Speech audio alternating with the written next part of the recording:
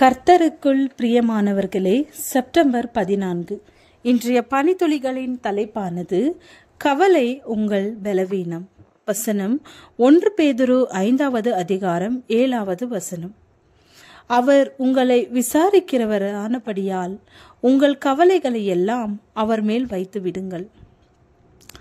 ஒரு சராசரி மனிதன் தன்னுடைய வாழ்வில் நடைபெறவே வாய்ப்பில்லாதவைகளை குறித்து 40% மாற்றப்படவே முடியாத கடந்த கால நிகழ்வுகளை குறித்து 30%, பெரும்பாலும் மெய்யில்லாத மற்றவர்களுடைய விமர்சனங்களை குறித்து 12%, அச்சத்தையும் கவலையையும் ஏற்படுத்தி விடுகிற ஆரோக்கிய பிரச்சனைகளை குறித்து 10% சிந்திக்கிறான்.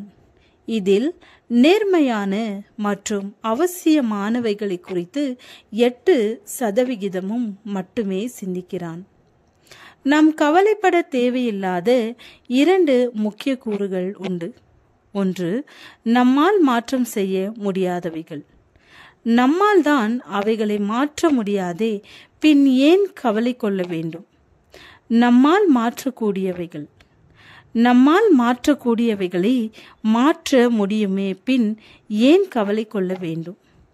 கவலையை குறித்து சிலருடைய கருத்துக்களை கவனிப்போம். கவலையை சுமப்பது என்பது விசித்திரமானது.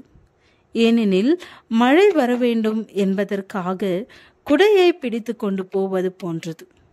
நீங்கள் எதை குறித்து கவலை கொள்கிறீர்களோ அதுவே உங்கள் எஜமானனாக மாறிவிடுகிறது.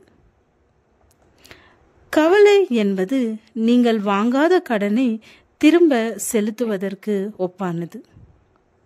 ஆகையால் எண்ணத்தை உண்போம், எண்ணத்தை குடிப்போம் என்று உங்கள் ஜீவனுக்காகவும், எண்ணத்தை உடுப்போம் என்று உங்கள் சரீரத்துக்காகவும் கவலைப்படாதிருங்கள் என்று உங்களுக்கு சொல்லுகிறேன்.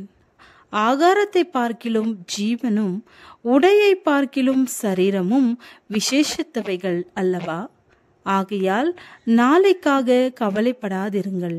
நாளைய தினம் தன்னுடையவைகளுக்காக கவலைப்படும். அந்த நாளுக்கு அதினதின் பாடு போதும். மத்தேயு 6வது அதிகாரம் வசனம் 25-34. நாம் அறிந்திராத 1000 வழிகளை நம் பரமபிதா நமக்காக வைத்திருக்கிறார். நாம் ஏன் கவலை கொள்ள வேண்டும்?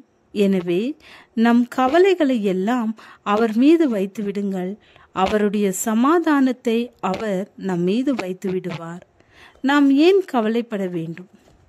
ஜெபம். சமாதான பிதாவே, எங்களுடைய கவலைகளை உம்மீது வைத்துவிட எங்களுக்கு கற்றுத்தாரும். ஆமென்.